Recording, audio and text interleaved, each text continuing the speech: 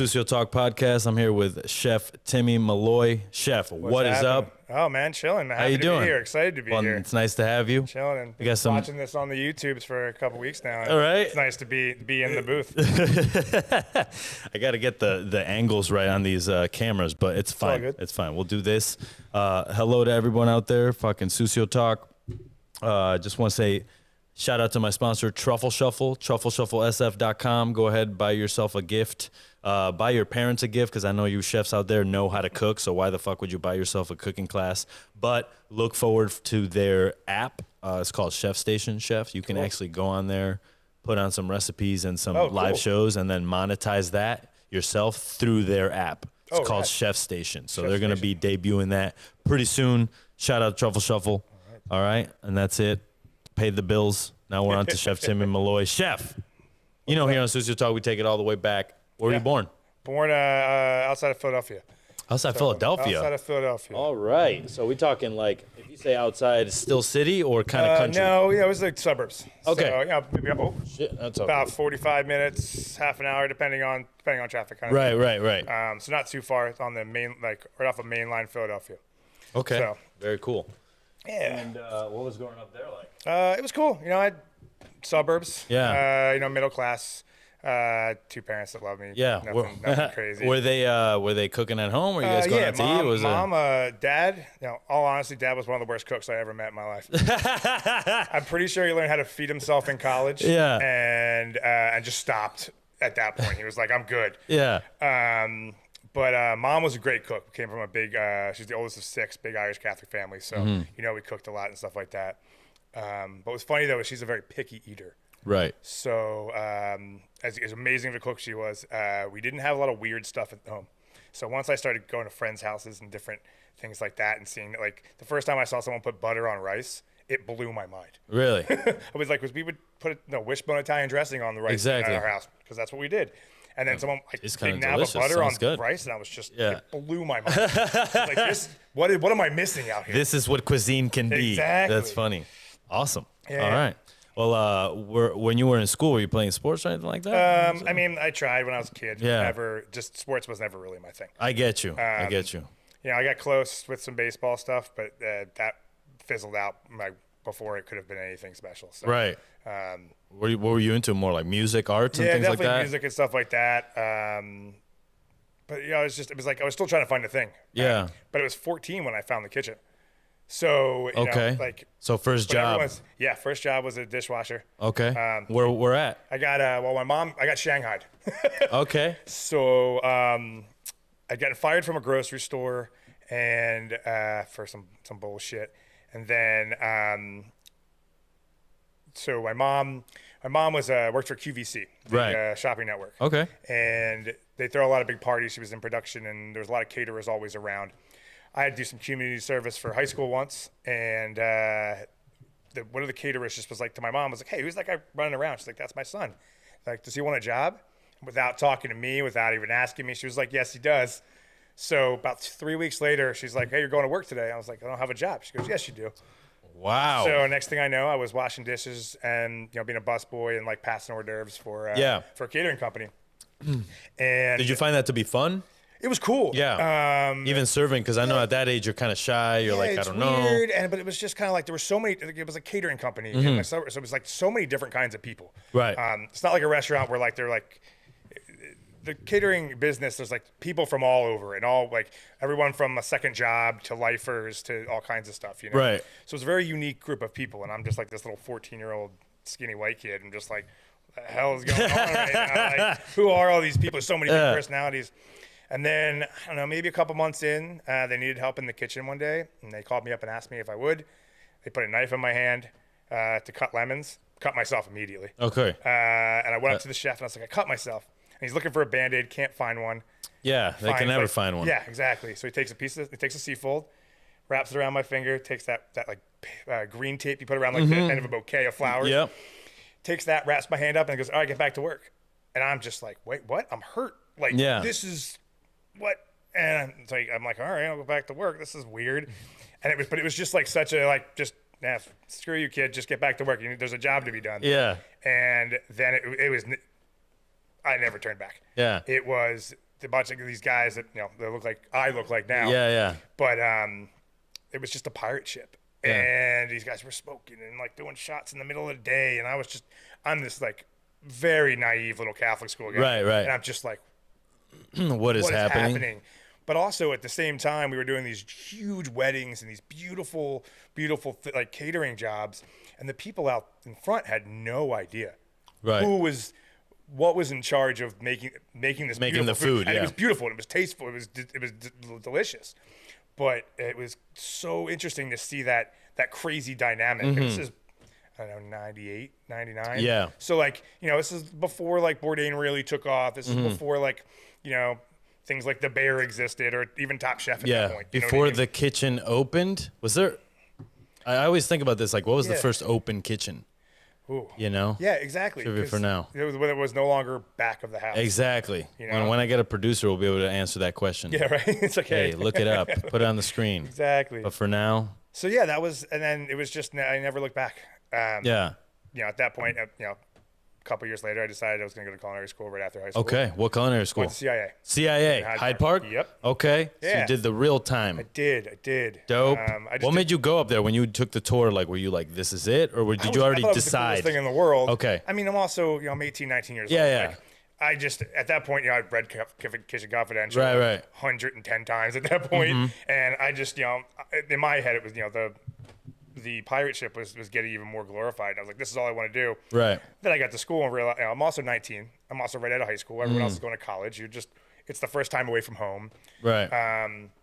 So it's like this crazy thing where I'm learning how to do everything I want to do and like learning about cooking and all that kind of stuff. But I'm also a kid who just wants to, you know, crush a six pack. Exactly. Party. And chase ladies. You Yeah. know what I Fuck mean? yeah. Like, Fuck yeah. I love that. So it was definitely a fun experience. You know, hindsight, I could have paid attention a little more. Yeah. Oh, you know, I mean, fuck it, it's that was whatever, 20 years bro. ago. It doesn't matter. At Yeah. this point, I'm doing all right. Yeah, right?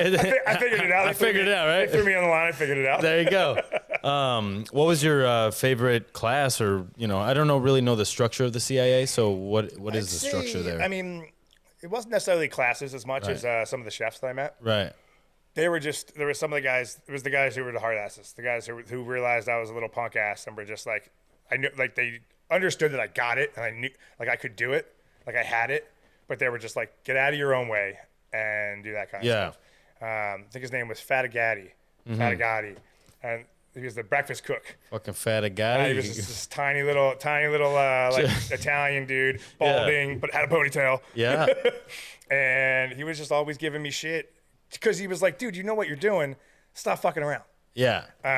So it was those kind of things that really that really stand out from CIA and really stand out from what I took from that was just like, dude, if you just like put your ego aside for a second and just do the job, it's going to take you where you want to go. Yeah. Where do you do your internship? I did a place called Chef Jeff's in Washington, D.C. Chef Jeff's. Okay. Yeah. Wait, like the Chef Jeff? Like of D.C. Like Yeah, got like- a bunch of spots. Yeah. Yeah. So Okay. yeah, like Chef Tracy. Exactly. Yeah. Yeah. So I worked at his at the original Chef Jeff's on New Mexico Avenue. Later, I moved back to DC and worked for him, and then became the sous chef of his restaurant Leah's. Okay. For a while.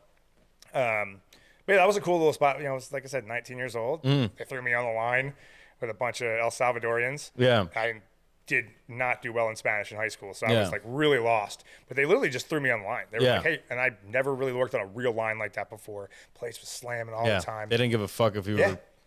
And then just a bunch of like really career like cooks, and I was Yeah. just like, and they didn't cut me any slack. But by the time I left that place, I was sauteing behind my back. Yeah. It was awesome. It was the coolest thing ever. And once they stopped like the hazing kind of period, they really took me in as one. There was points when like I was stuffed in a car with a bunch of guys driving across the bridge back to Yeah. Virginia and stuff like that. They were like, yeah, get in the car, we'll give you a ride home, stuff like that. The DMV. Yeah, exactly. Right. It's infamous. I was didn't cool. know how many people commute out there. It's Yeah. kind of crazy. Yeah, it's nuts. Yeah. I mean, it's so close. You know what I mean? Yeah. It's kind of just like where I grew up, or like the New Jersey, Philadelphia kind of area, Mm-hmm. like Delaware area. It's like all really close. You can get there in like 10 minutes. Right. same with Virginia, Maryland, and DC right there. It's all just in that little pocket. So you did your internship, went back to culinary school, then went back to DC? Yeah, it was, I mean, shit, I've been all over it at that point. So went back to school, had a little trouble with school, left school for a little bit, went back, finished, because I was like, I got to finish this shit. I don't have that much left. Finished it, moved back to outside of Philadelphia for maybe 2 years. Right. Worked at some whatever restaurants, just I was kind of lost. So it was just like, I knew how to cook, so just give me a job, whatever. And then I moved to the Poconos for a little bit and worked at a spa. How was that? It was weird. Why? It was weird for a couple reasons. Number one, it was like literally in the middle of nowhere. Hawley, Pennsylvania.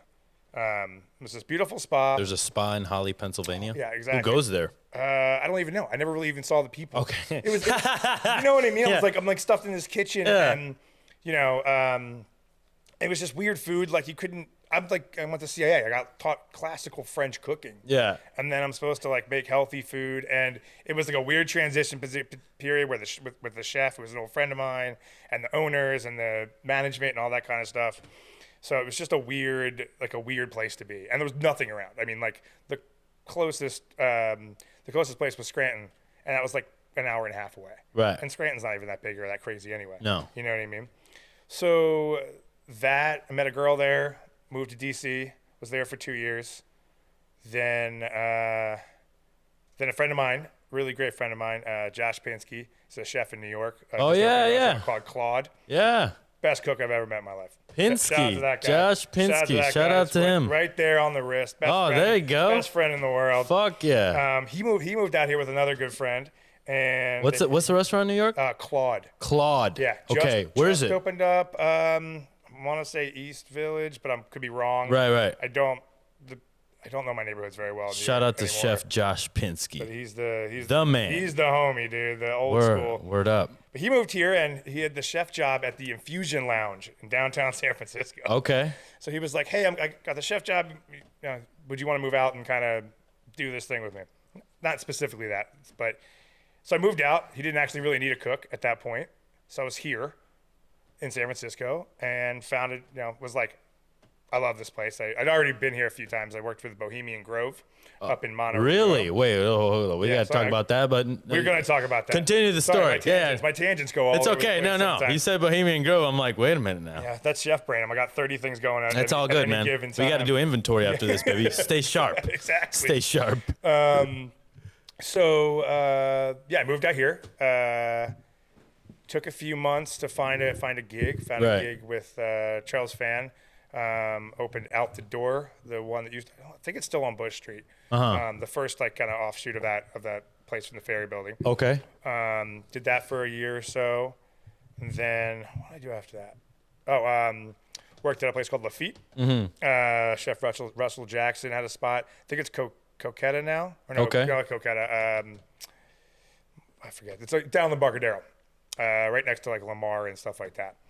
But I can't think of the name. It's not Coquetta, but whatever. We did that, and then was also moonlighting at a place called Local Mission Eatery. So we're at that point where you just like, I'm going to just work as much as I can to learn as much as I can? Exactly. That's kind of what it was. What made you hop around so much? It was just timing. It was kind of like, I wasn't loving it at Out the Door. It just wasn't for me. Nothing specific or anyone. It was just kind of like, this isn't exactly what I pictured myself doing. Lafitte was just kind of like a really dope place. They changed the menu every night, and they were doing all this stuff, and they had just opened. Josh was working there. A bunch of other homies were working there. So it was kind of like we got the whole gang together. And then that place got let go from that place due to just downsizing, and went full time at Local Mission Eatery with Chef Jake DeVoyne. He was just fresh out of the 5th floor and a place called Fish and Farm. Right. 5th floor, that's come up quite a bit too. Yeah. He was there with Melissa Ryan from 4505. Like when they got their stars and all that kind of stuff. So I was there with him. Then the girl I was seeing, this comes up a lot, unfortunately. Yeah. Bit of a hopeless romantic, or either that or the ADD just gets me going. Yeah. But she moved to New York, tried the long distance for a second, didn't work out. So I moved to New York. I was like, Damn, you're like, fuck it, I'm gone. Exactly. Same thing happened, but I didn't move. Exactly. I just let my life, take over. And after a while, I was like, what did I do? Yeah. But you can't live life in regret, bro. No, exactly. Just got to keep going. So I did that. So I went to New York and was there for a little over a year. But I had one foot still here. I wasn't done with here. Mm-hmm. So I didn't leave because I wanted to leave San Francisco. I left because things were going to make that thing work, baby. Exactly. So I get there, I'm there for a little over a year. Then the owners and Jake call me. Jake was one of the owners. Yeah. From local mission eatery, call me up. Like, hey, we're gonna open this like little seafood spot, like raw bar spot. Do you want to come back and open it with us? I was like, sure. Yes. You want me on a plane tomorrow? Like, sure. So I moved back here. So I guess it wasn't going well with the woman there. That's a whole nother podcast, I think. Right. But as a chef, as a young chef man, you go out there to try to like get her back, but you still have one foot in the door in California. Did you always sort of know that you would be back in California anyway? I think so. I think that was kind of the whole thing. I've also lied to myself like that, like very, you know what I mean? Oh, 100%. But I definitely lied to myself. Yeah. Like I did. I had a great time in New York. I had a lot of friends out there, a lot of good stuff, and a lot of good times. But it was just like it wasn't here. Mm-hmm. It's just 2010 or so. Yeah. So like San Francisco, like everything was happening in San Francisco. Yeah. Everything was like it was the center for everything at that point. Like all all the new food. Everyone was coming here. Chicago hadn't really taken off yet. DC hadn't taken off yet. New York's always going to be New York. But San Francisco was where it was at. Well, New York had the EMP era. That was like when that came down a little bit. It was like Alinea and EMP were on top for like 2006 to like 2011. Exactly. And then like all the little stuff started happening out here, which was super awesome. The Lazy Bear and the fucking all those guys started doing that. All that kind of stuff was happening. And everybody from like all the different big names out here started splitting off and doing their own little things. Yeah. There was only 2-3 stars back in the day. Exactly. It was Meadowwood and fucking restaurant or in fucking French Laundry. Yeah, That's exactly. it. Now there's what, 8? Something like that. I stopped It's counting. crazy, bro. Yeah. But yeah, so I come back here. We open Locals Corner, which was down in 23rd and Bryant in the Mission, San Francisco. Right. Did a little lunch program there, which was but we did nighttime with seafood raw bar, using local stuff, nothing sourced out of like 100 miles outside of the city, right?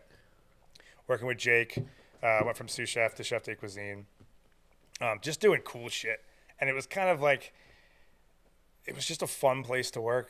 Very small. There was like maybe 2 or 3 of us at any time on the line. It was completely open. It was this tiny little 20-seat place. Yeah. We were messing around with different ways to like serve raw seafood or slightly cured, pickled, like that kind of stuff. And it really let me kind of just experiment. Like I was reading books and just being like, what if I could do this with that? What if I could do that with that? Just kind of fucking around as a young chef. Yeah. Where with, I don't want to say no rules, but like kind of like if it works, let's try it kind of thing. And learning from Jake, who's got a knowledge of so much. And then let's see, 2 years in, or a year and a half, 2 years into that, I was named one of the Rising Star chefs from the Chronicle. Okay. Which is really cool. Yeah. Honor. I mean, like that's amongst like that's awesome. Daniel Helm and all this kind of like. There's so many people that have done that. So that was super cool. Unfortunately, we ended up closing the restaurant probably about 6 months later, due to the business had kind of dropped down. The neighborhood, it just wasn't really the neighborhood for that particular restaurant at that time. There was a lot of, it was in the Mission during like a lot of the evictions and the Google buses coming in and that really like that second big tech boom in like 2013, 2014. So displaced a lot of people. Yeah, it displaced a lot of people, and being the kind of restaurant we were, it just didn't fit in the neighborhood. And as much as we tried to not be a poster child for that or the poster restaurant for gentrification, it just kind of was. Right. Whether we were busy or not, you know what I mean? Mm-hmm. So we decided it wasn't the place for the restaurant, so we decided to close it. Right. And then in true Chef Timmy fashion, the girl that I was with wanted to go to Seattle. So mad at San Francisco kind of as a whole, like my thing didn't work, and kind of, not maybe not mad, but jaded about it. I went to Seattle for 2 years. You're like, fuck it, let's go to Seattle. Yeah, I mean, she could have said. Did you have a job before you left there to go there? I had some Stages? Some stages. Okay, like okay. That. Gotcha. Ended up working for Ethan Stoll up there. It's the greatest part about being a cook. Oh, It's yeah. like, hey, you want to go to Seattle? Yeah, I got it. Let's go. Exactly. You know enough people. I have a job in a week. Exactly. I could have done that. I mean, it was even easier. I think I had a job in like 2 days. Yeah. Which was really cool. Worked at a place called Anchovies and Olives. Then went to Tavolata, which is like one of Ethan Stoll's like first staple restaurants. If you had to describe the Seattle dining scene, what would you? Because everybody knows, like when you say California food, everybody's like, oh yeah, California food. What is Seattle cuisine? If you had to explain I it. feel like it's kind of, if I really want to I don't think I could pinpoint it because it's such a different world up there. Yeah. It's I think it's similar. It's very similar to California. I think it's just hardier. It's just a little. There's just a little bit more like. Me and potatoes. Yeah, like there's a little more like roots to it. Yeah. I got you. California is just. I mean, there's the best produce in the world out here. But up there, like it's a little more. I guess maybe it's a little more limited. So there's maybe not as much now. I mean, because so many like the world of culinary has changed so much. Yeah, it has. You can do so much more with so much little. Like get so many more things now. Right. But I think it was just like a hardier California cuisine. Because they were doing really cool shit up there. And also, I was running a pasta house, so everything was hearty as hell. Yeah. You're like pasta with sweet potatoes and.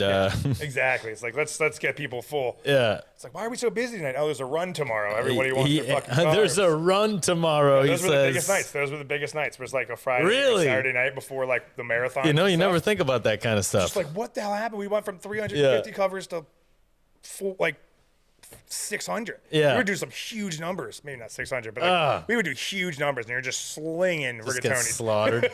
Get slaughtered. But it was, and you'd be like, what the hell? I'm like, oh, the fucking marathon's tomorrow. Of course, every single person in the city is coming at carbo load. Yeah.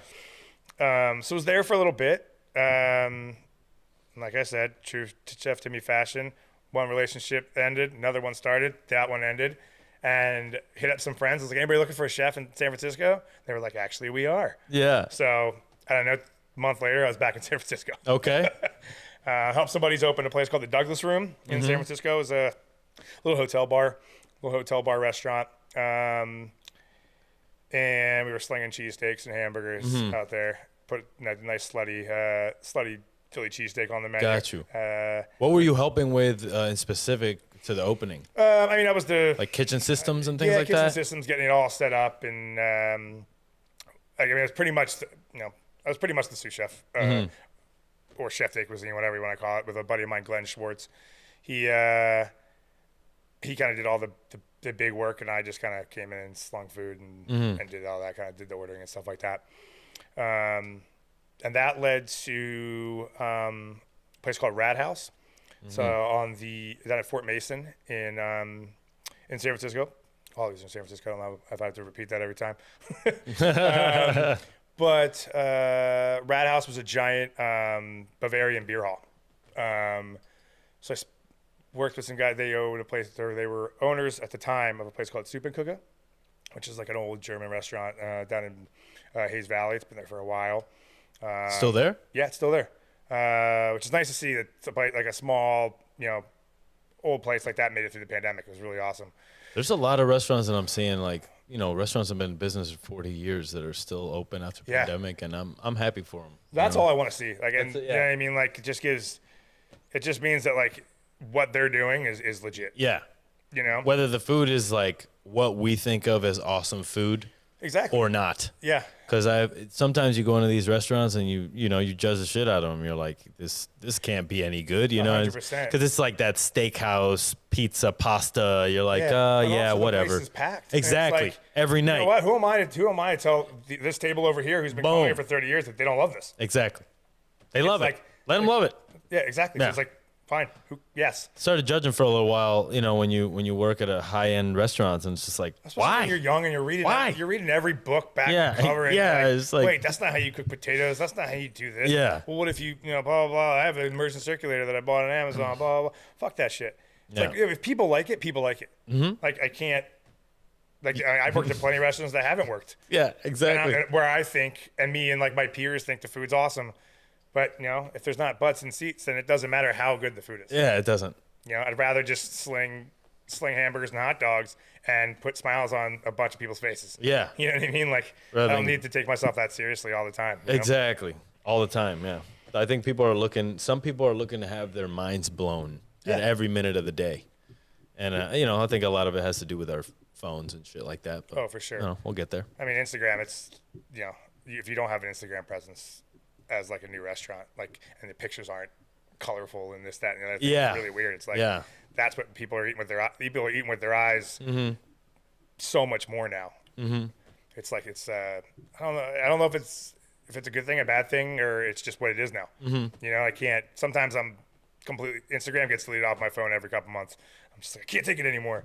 Just need to like reset. Exactly. But it's also at the same time, it's like, that line out the door comes from that Instagram post that everybody saw. Exactly. Cracking open something with cheese in it. Yeah. And it's like finding that kind of balance where you're not a slave to it. You're still like holding true to what you believe in. Do you guys have a social media manager? We do. We have someone that takes care of most of it. We're all kind of collaborative with it at this point, where everyone's kind of throwing in what they can. I really think we need some 23-year-old kid to come in. Yeah, honestly.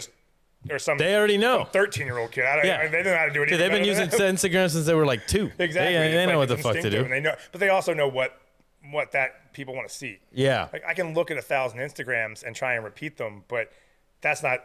I don't think that's the way to go. It's right. Like, what do the kids want to see? Like, what do the 23 to 32-year-olds want to see on Instagram? Because that's who you want in your bar. That's who you want in your restaurant right now. I mean, as much as I'd like anybody to be in the restaurant, like, there's a core in San Francisco. It's a young city. Yeah. You know what I mean? It would be a very quiet restaurant if you had a bunch of 60-year-olds eating hot dogs. And they'd also be there from 4 to 5, and then nobody in the fucking restaurant. Exactly, right? It's bedtime. They have to close at 7. That's awesome. So how'd you get to Quikdog? So it was a pandemic thing. I was working at a place called Great Gold, which is now up in, they moved up to, Truckee? Oh, and we were down in the Mission. We were a Korean restaurant. That didn't work out, so we changed it to like a American Italian red sauce joint. I know, big flip. But yeah, that's like you can't even use any ingredients. You have to just like really get rid of everything. Yeah. But and then the pandemic hit. Yeah. I had quit that job. Just was burnt out. I was just working too much, as one does. I was burnt out, so I was like, I'm done. I'm done with kitchens. It's been 20 plus years. I'm done. I'm over it. I'm gonna go be whatever the heck a facilities manager is at a tech company, work a 9 to 5, be able to see the lady more, spend more time with the dog, all that kind of stuff. Like, have a real life, right? Quote unquote real life. Week later, we get stuck in our houses. Right. So ain't no office job for me. No. Well, you got all the time to spend with your woman now. Well, exactly. Be careful what you wish for. Yeah, right. And then she's like, God damn, I thought I wanted him around. Exactly. But I was like, all right, well, now what do I do? Unemployment didn't kick in because I had quit my job. So it took a while for the unemployment stuff to come in. And a couple of friends of mine hit me up, and they were like, hey, in order for us to sell booze out of the bar, we need to have some food. We don't have a kitchen, but blah, blah. So I was cooking meal kits out of my little one-bedroom apartment in Tenderloin. Right. And packaging them up, selling them. Liquor brands would come in and buy in food for bartenders or out of work people and things like that. And that led to kind of a slight partnership with the owners of the bar. So I was doing stuff with them for a while, which was pretty much paying the rent, which was nice. And that dragged me right back in. I was like, I fucking love doing this. Even though I'm making meatballs and spaghetti meatballs at my house, I'm just like, this is fucking rad, dude. Yeah. So, and like, I'm doing like whatever I want. Like, I'm gonna do Jamaican jerk fucking sliders this week for the kit or whatever the fuck I want. We're gonna do meatloaf this week. Who cares? You know what I mean? Yeah. It was just kind of whatever the hell I was feeling that day that that I could feasibly make in my house. And then I got hit up by Josh Harris, who owns the Bon Vivant's hospitality group. Owns Trickdog. And Trickdog had been closed since the closure, and they had spent a lot of time figuring out what they wanted to do with it, whether they were going to try to open it as a bar or to go or this kind of stuff. And they had Josh had come up with this concept of Quikdog, which was, a fast food kind of concept, right? So we got to talking. They hired me to bring me on as the chef for that. We spent a few weeks figuring out how to turn the Trick Dog into a hamburger because it's shaped like a hot dog. So everything served on a hot dog bun. Okay. That was something that Trick Dog's been doing for since they were birthed. Okay. But I came in and realized that like that bun wouldn't work because it was like. It works great when you put it on a plate, but you put it in a box and put it in some Uber driver's car for 30 minutes, and then it gets to you 15 minutes later, you got a piece of shit hamburger, right? Right. So we decided to make the burger a little bit bigger, change the bun, tweak some of the recipes to make them a little bit more sustainable for a small crew to make. Right. And stop making mayonnaise. First, making only to make 3 gallons of mayonnaise. I'm gonna buy Hellman's and mix it because it's actually I think it's even tastier on a hamburger. Yeah, no, you're right. Things, you're right. So little You're things right. like that. So we started tweaking that. We came up with the Mission Dog, which you had at Outsidelands. Yeah. So that came about. Took the fries from where they are. You got the Heston right there. The thrice cooked. Oh, okay. So kind of. Dove back into like the actual like science that he kind of presents about the starches recrystallizing and that kind of stuff, and really making those fries like the absolute best they could be. Mm-hmm. So we did that, and then we spent a bunch of time making a bunch of food, putting it in to-go box, different types of to-go boxes, driving around the block, let them sit on a thing. Like, what's the best box? What's the best how is the best food going to get to the customer? From delivery, or even if they put it in a bag and they drive it home. So we found all those best kind of practices, and opened Quikdog just about 2 years ago. Mm-hmm. And we were doing that for a while, and then let's see, about a little less than a year in, they have another bar that was called Bon Voyage, and then they were going to reopen that, so they offered me the job as the chef de cuisine for the whole group. Right. So, which would entail helping them open that place, which we kind of conceived as a aperitivo wine bar on steroids, if you will. Mm-hmm. Very European terrace culture kind of thing. So we opened Shea, which was called Shea Shea, which we opened just about a year ago, maybe a year ago last week, something like that. And then we reopened, tried to getting Trick Dog reopened back last October. So get Trick Dog as a bar back open, back in the swing, back changing the menu every 6 months. Crazy cool menus, running like a poetry book menu right now. It's beautiful. Okay. Cocktails are some of the best I've ever had at Trick Dog. But with the opening that, we were like, do we change the bar kitchen back into like fun bar food?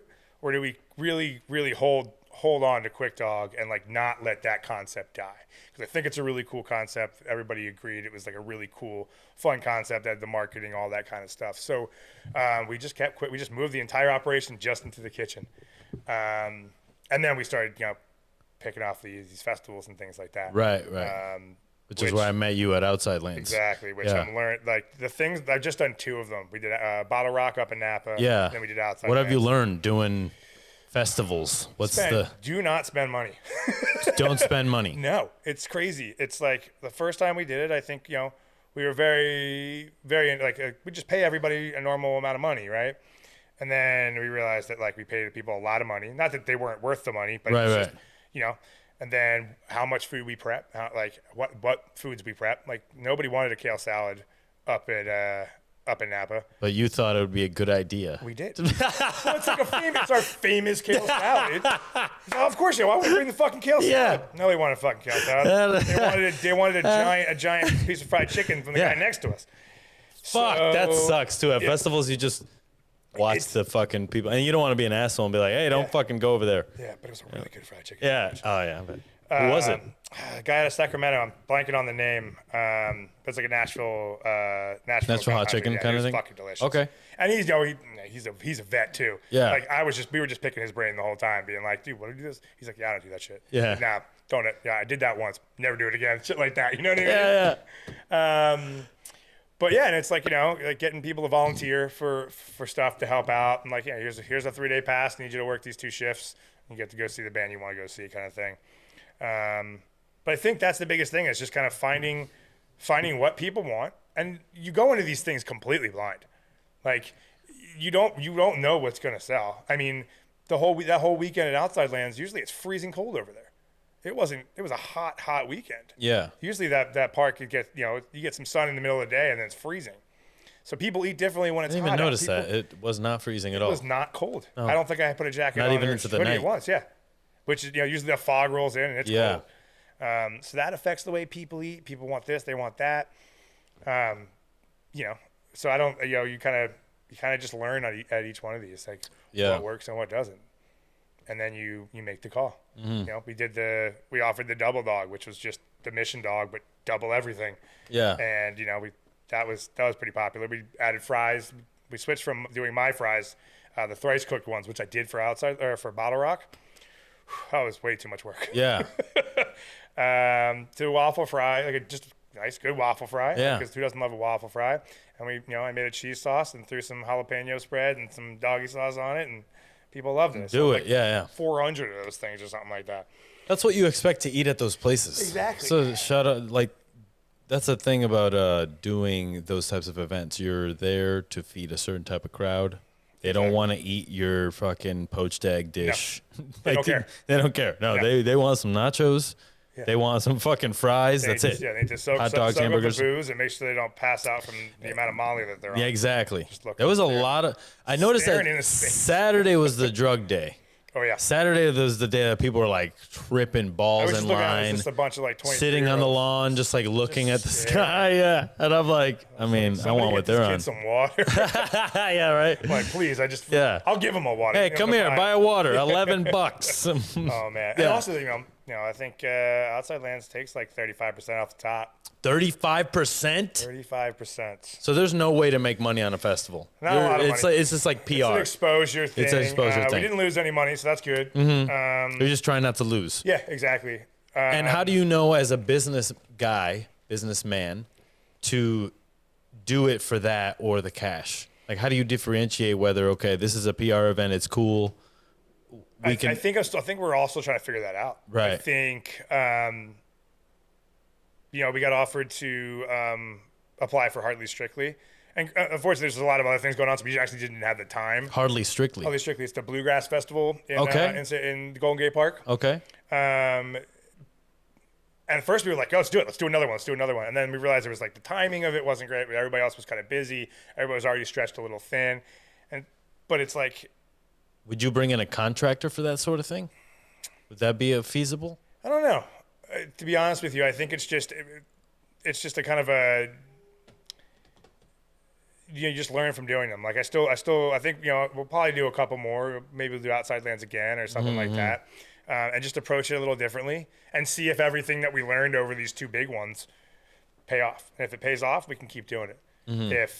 If we find that we're chasing a tail, exactly, or it's not we don't get 20% of those people that eat there come and they're like, hey, they order Quikdog 3 weeks later on DoorDash, right? It's like that's kind of what you want, right? You want people to recognize the name, recognize the brand. So I think it's just a huge learning experience, right? But it's a huge catering learning experience too. It's like, could I cater late night somebody's wedding? Could I like cater other things like that aren't like don't have so many restrictive rules and so much so much to it, right? How many people did you end up doing at Outsidelands? Probably it's kind of hard because you don't count the people. Ballpark, if I had to like estimate how many people, probably like 1,500 kind of people. 1,500 a day kind of thing, Friday, Saturday, Sunday, something like that. I mean, because a lot of people just came and bought water. Right. I'd say something like that. So probably a few thousand throughout the weekend. Not bad, man. And we were slinging it, but also it starts late. Nothing really picked off until probably the later 4 o'clock, 5, exactly. yeah. Which I mean, we all saw. Just it was like as soon as 4 o'clock hit, it was like just go. Mm-hmm. Well, I couldn't imagine who's gonna eat fucking hot dogs at noon. Exactly. I mean, I've eaten hot dogs for breakfast before. Don't get me wrong, but For sure. I just like can't picture it at a festival. Exactly. You've just had your coffee, you know? Yeah. I mean, the doors open at 11. It's like, yeah, you're not going to offer something just for the morning. Right. Like I think there's Breakfast dog, exactly. I mean, that does sound really scrambled delicious, egg though. dog. I mean, hey, why not? I mean, think I'm not going to say I've never scrambled a hot dog into some scrambled eggs before. Dude, that was the fucking protein of choice during college. Yeah, 100%. You know, hot dogs and the rice. No, hot dogs and anything. Plain hot Mac and dogs. cheese and fold that into the Easy Mac. That Done. guy that recently made a straw out of a hot dog. I'm sure you've seen that I've seen viral that. video, yeah? I mean, that's pretty thought about innovative. it for sure. It's pretty innovative. Yeah, I mean, it's genius. Yeah. You can just take a little bite. All you need is one cut. It's so easy. It's just a nice little on-the-go meal. So how do you change up the menu a lot at Quikdog? Or do you Quikdog keep pretty it? much stays the same. Okay. Restaurant, the only time I've added the vegan nuggets that we had. Yeah, those are delicious, man. What Super are fucking those? Good. Brand called Nowadays. Yeah. It's like a cassava flour and pea protein mixture. Dude, it's fucking good. They're really, really tasty. They've got that like juicy, Yeah. like chicken thigh kind of feel to them. So they're going on the menu, I think next week, officially on the menu at Quikdog. Right. But you know, right now it's like I have a really small kitchen at Trickdog, so Yes. there's just enough room on the line because they're slinging stuff. So it's like everything's got to be in its place 100%. So adding more stuff is really tough because there's just not a lot of room.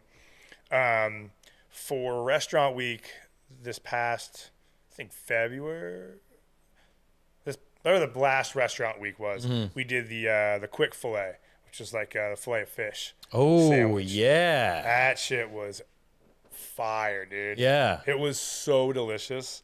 Landed cod, and it fits on a hot dog bun. Yeah. Nice little thing, nice deep fried. And I didn't even have to change the set because it comes with. I was like, I gotta make this like amazing tartar sauce for it, right? And it wasn't. It was like I already have pickles, I already have onions, and I already have our like secret sauce on there. Put those all together. That's tartar sauce right there. There you go. Yeah, you don't need to fucking. Well, all right, cool. Let's just melt some cheese on some fucking fish. Tartar sauce always seemed weird to me because every restaurant I ever made it at was like, all right, take these cornichons, blend into mayonnaise.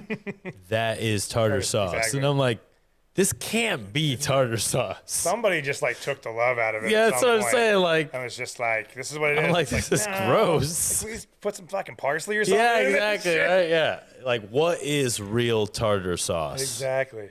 Email So, suciotalk@gmail.com. Let us know. I love that. CC me on that. Yeah, exactly.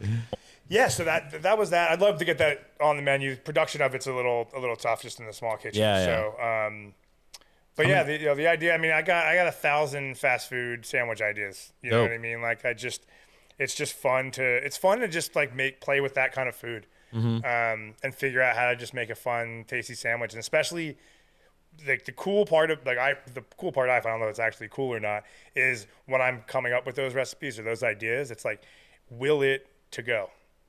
Can it sit in a box and get to your house in however many 1,000 minutes DoorDash quotes you and still like hit the spot? Like, you'll never hit the spot like getting it on a plate sitting at the bar with a killer cocktail and getting it like smoking hot on a plate, right?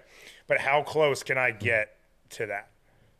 I think true, and also some burgers are better wrapped and held for 30 minutes. I agree.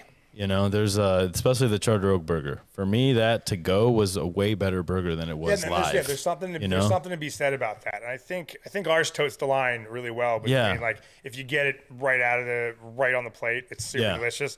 But also as it sits and kind of soaks in and the grease starts to pour out of the burger a little bit, like you get something a little sloppier. Yeah. It's kind of sexy. Yeah. You know what I mean? I get like that.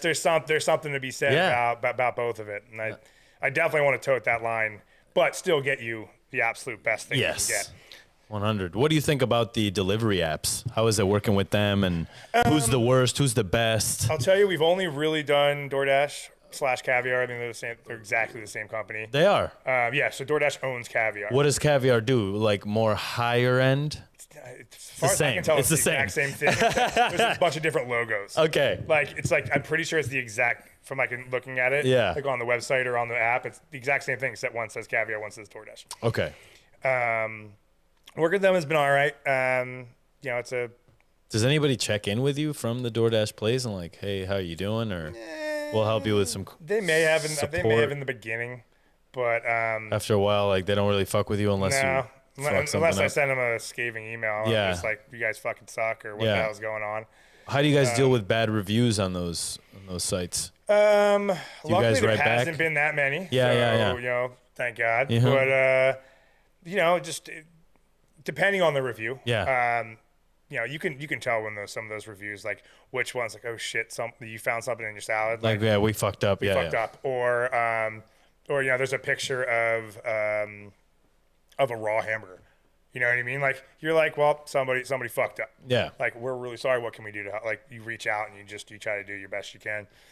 And it's hard sometimes because sometimes people just aren't happy. Yeah.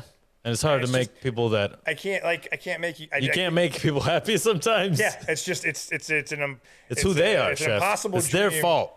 It's 100%. The customer's never right. No, you know, you just get some people who don't get it. Yeah. Or people who just, you know, their girlfriend took the car and never came back, and they're just having a shitty day. I don't know. Actually, that sounds like a really shitty day. But that was my example. That's fucking weird. But you know, when your girlfriend takes your car and just never comes back. never comes back. I would not enjoy any hamburger I ate after that. I'm pretty sure. After your girlfriend just leaves you in the parking lot eating the hamburger, like, at the hamburger never place, comes back. It's the worst. Way to ruin a fucking place for someone. I know. It's just like, and then of course I got to go online and bitch about it. Yeah.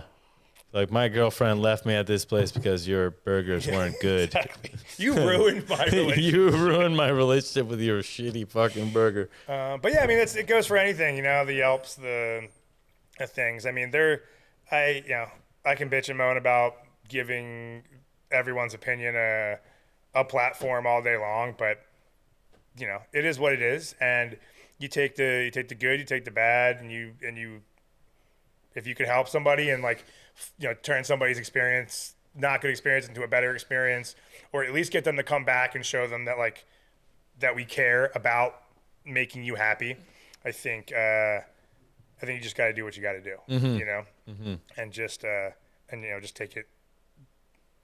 Not everybody's going to be happy. That's true. How's your staffing situation? Are you having trouble? Is there easy for you? It was definitely tough for the past couple of years. For a while, it was finding bodies at all. That was tough because people were kicking it on their couch, letting the state pay their day. That's right. Yeah. And nobody didn't want to work, and they didn't see. And why would you? You know, I mean, fuck. Exactly. I just get too bored. Yeah. Like, I need to be fucking I'm the same. busy. Yeah. I need to be. I need to be doing something. I also just as much as I wanted, as much as that point when the pandemic hit, I was like, I just want to be home. I just want to have vacation. Yeah. After a month or two, I was like, dude, I need to get out. Sort of feel like I willed house. it because I was like, man, I'd like a year off. Yeah. The pandemic came, and I was like, wait a minute. I will say I took advantage of it. We were going up to the river and shit like that, and, like, you know, taking long walks and cooking at home. Doing mushrooms and shit. I was like, babe, you want Monte Cristos for fucking breakfast? Yeah. So I can do this. Shit like that, you know what I mean? We're definitely eating big, you know, and it was like, well, it's 10 a.m. It's okay for, we can do some breakfast You can drink wine, some wine, right? Yeah. Wine. You can start drinking now. Why not? Exactly. Sleeping in. Yeah. So I mean, I definitely took advantage of it, but yeah, I got bored. I was like, dude, I can't. I need to do something. But yeah, so it was definitely hard to find people in the beginning. And then it was not as bad now, but finding reliable people. You know, I had people blow off stages, blow off interviews. I had people come in, take the job, fill out their paperwork, and then never show up. Ghost. Yeah. I'm just like, and also, like, you know, everybody was looking for different staff. So some people were like, this is all I can pay you. And some people were like, I'll pay you all this. You know what I mean? So it was definitely an employee's market for a while where like they had all the power. Do you think it continues to be? I don't. I think the people I'm getting now, I have a primarily Latino staff. Running basically both my kitchens. But I've got one guy, my sous chef at Shay Shay, He's like my broker, dude. He's awesome. He's like, you need a guy? He's like, I got a new guy. He's like, just got here. Did you need a guy? I have a really good guy. I used to work with him in Mexico. I used to do this. Or, hey, I have this guy. I used to work here. I was just like, cool. Like, let's bring it. Like, I need a person. He's been awesome in kind of helping me find, like, reliable, like, good people who, like, want to work. Yeah. Want to work. For some of them, it's a job. Like, for David, it's definitely a career. In the sense that, like, he wants to move up and do more management and like move it up. A lot of these guys, they just like, we want a good job that like treats us good and like we can pay our way. Yeah. You know what I mean? And if you can give them a happy and fun place to work, I think that's kind of the key these days to keeping good people. Like you don't, I could only pay you so much. Yeah. You know what I mean? Just given who we are and where we're at. Yeah. So, that's something. But I also can like, if you want to like have fun and like, you want to like, I'm not going to ride your ass and, you're not going to get yelled at. You're going to play your music as loud as you want in the basement. Like just as long as you just get the job done the way I ask you to, then like have a good, like, do whatever the fuck you want. Yeah. Kind of exactly. Yeah. Like, I don't need, there's not